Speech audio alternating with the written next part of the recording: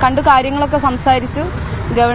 ബഹുമാനപ്പെട്ട മുഖ്യമന്ത്രി ഞങ്ങളടുത്ത് പറഞ്ഞിരിക്കുന്നത് ഞങ്ങളുടെ പ്രശ്നങ്ങളെല്ലാം ഗവൺമെന്റിന്റെ ഭാഗത്തുനിന്ന് തീർച്ചയായിട്ടും പിന്തുണയുണ്ടാവും, വിഷമിക്കേണ്ട. അതിനകത്തൊരു കരുതലുണ്ടായി, നല്ലൊരു കരുതലോടുകൂടിയായിരുന്നു സംസാരിച്ചത്. വിഷമിക്കേണ്ട, എല്ലാ കാര്യങ്ങളും ഇനിയും ചെയ്തതുപോലെ മുന്നോട്ട് സ്ട്രോങ് ആയിട്ട് തന്നെ മുന്നോട്ട് പോകണം. പിന്നെ ഞാൻ രണ്ടാമത് കൊടുത്ത പരാതി എന്ന് പറഞ്ഞു കഴിഞ്ഞാൽ സൈബർ ബുള്ളിങ്ങിനെതിരെയായിരുന്നു. കാരണം ഇന്ന് എനിക്ക് ജീവിക്കാൻ അനുവദിക്കാത്ത രീതിയിലാണ് ബത്തേരിയിലെ പ്രാദേശിക കോൺഗ്രസ് നേതാക്കൾ അടക്കം പല പല സോഷ്യൽ മീഡിയയിലും വളരെ മോശമായിട്ട് എൻ്റെ ചിത്രമടക്കം വെച്ചിട്ടാണ് ഇപ്പം ഓരോരോ അനാവശ്യങ്ങൾ പ്രചരിപ്പിച്ചുകൊണ്ടിരിക്കുന്നത്. അതിനെതിരെ പറഞ്ഞിട്ടുണ്ടായിരുന്നു. അപ്പോൾ പോലീസിന്റെ ഭാഗത്തു നിന്ന് അതിന് വേണ്ട നടപടികൾ എടുക്കാമെന്നും പറഞ്ഞിട്ടുണ്ട്. അത് എല്ലാ കാര്യങ്ങളും പറഞ്ഞിട്ടുണ്ടായിരുന്നു. പ്രത്യേകിച്ച് പറഞ്ഞത് അച്ഛൻ്റെ ഓൾറെഡി അവർക്ക് അറിയുന്ന കാര്യമായിരുന്നു. അപ്പം കത്തിന്റെ കാര്യങ്ങളെല്ലാം സംസാരിച്ചു, നേതാക്കളുടെ കാര്യങ്ങൾ പറഞ്ഞു. ഇപ്പം ക്രിമിനലായിട്ടുള്ള എല്ലാ നേതാക്കന്മാരും അവിടെ തന്നെ അവരേതേത് സ്ഥാനങ്ങളിലായിരുന്നു ഉണ്ടായിരുന്നത് അതാത് സ്ഥാനങ്ങളിൽ അവർ തുടരുന്നുണ്ട്. ഇപ്പം ഞങ്ങൾ സാധാരണപ്പെട്ട ആൾക്കാരാണ്. ഇപ്പം ഞങ്ങൾക്ക് അവിടെ ഇപ്പോൾ ജീവിക്കാൻ പറ്റാത്ത ഒരു സ്ഥിതിയാണ് നിലവിൽ. ആ കാര്യങ്ങൾ CM-നെ ബോധ്യപ്പെടുത്തിയിട്ടുണ്ട്. അന്വേഷണം ആവശ്യപ്പെട്ടിട്ടുണ്ട്.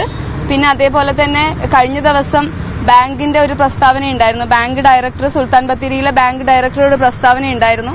അനിൽകുമാറും സിദ്ദീഖും പറഞ്ഞതുകൊണ്ടാണ് താൽക്കാലികമായിട്ട് ബാങ്ക് തുടർ നടപടികളിലേക്ക് പോവാത്തത്. പക്ഷേ ബാങ്കിന് ഒരു പരിധി ഉണ്ടെന്ന് പറഞ്ഞിട്ടുണ്ടായിരുന്നു.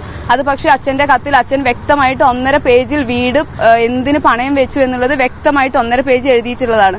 പിന്നെ 2007 അച്ഛൻ ഒരു ലോൺ എടുത്തു എന്നാണ് അവർ പറയുന്നത്. ആ 2007 എടുത്ത ലോൺ അല്ല ഇത്. 2007 എടുത്ത ലോൺ അതെടുത്ത് ക്ലോസ് ചെയ്തതിന് ശേഷമാണ് 2013 അച്ഛന്റെ കത്തിൽ വ്യക്തമായിട്ട് എഴുതിയിട്ടുണ്ട്. പിന്നെ അവരുടെ ഒരു ആരോപണം എന്ന് പറഞ്ഞു കഴിഞ്ഞാൽ അച്ഛൻ വ്യവസായം തുടങ്ങാൻ വേണ്ടിയിട്ടാണ്. അതിനും ഞങ്ങൾ തെളിവ് കൊടുത്തിട്ടുണ്ട്. 2017 നവംബർ 21 അച്ഛൻ ജൻ ഔഷധി എന്ന് പറഞ്ഞ ഒരു സ്ഥാപനം തന്നെ തുടങ്ങുന്നത്. അതിനെപ്പറ്റിയെല്ലാം ഡീറ്റെയിൽ ആയിട്ട് പറഞ്ഞിട്ടുണ്ടായിരുന്നു. അത് അവര് ചുമ്മാ പറയുന്നതാണെന്ന് വ്യക്തമാണ്. അത് തന്നെയാണ് ഞാനിപ്പോ പറഞ്ഞത്. 2013 ഇലക്ഷന് വേണ്ടിയിട്ട് ഉദ്യോഗാർത്ഥികൾക്ക് കൊടുക്കാനുള്ള പണം എടുത്തത് എന്ന് അച്ഛൻ വ്യക്തമായിട്ട് പറഞ്ഞിട്ടുണ്ട്. ആ സമയത്താണ് ഇലക്ഷൻ നടന്നതും. 2017 അച്ഛൻ വ്യവസായം തുടങ്ങുന്നത്. പിന്നെ എങ്ങനെ അത് കറക്റ്റ് ആവും പറയുന്നത്?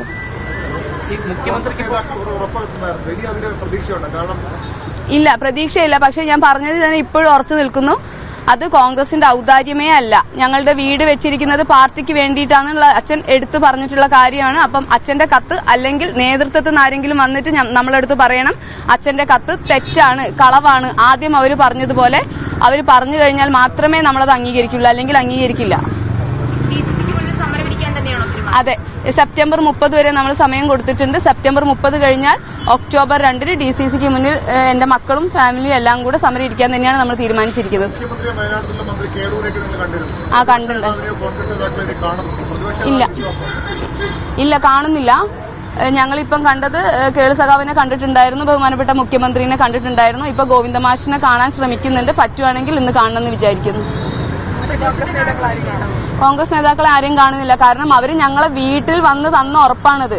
ഞങ്ങൾ അങ്ങോട്ടേക്ക് പോവാതെ തന്നെ ഞങ്ങളുടെ വീട്ടിൽ വന്ന് ഈ പ്രിയങ്കാ ഗാന്ധി അടക്കമുള്ള നേതാക്കൾ ഞങ്ങളുടെ വീട്ടിൽ വന്ന് ഞങ്ങൾക്ക് തന്ന ഒരു ഉറപ്പ് ഒരു എഗ്രിമെന്റിന്റെ രൂപത്തിൽ അവരാക്കി. ആ എഗ്രിമെന്റ് തന്നെ ഇന്ന് കാണാത്ത സ്ഥിതിയാണ്. പിന്നെ അവരുടെ വാക്കിൽ എന്തിനാ ഞങ്ങൾ വിശ്വസിക്കേണ്ട ആവശ്യമുള്ളത്?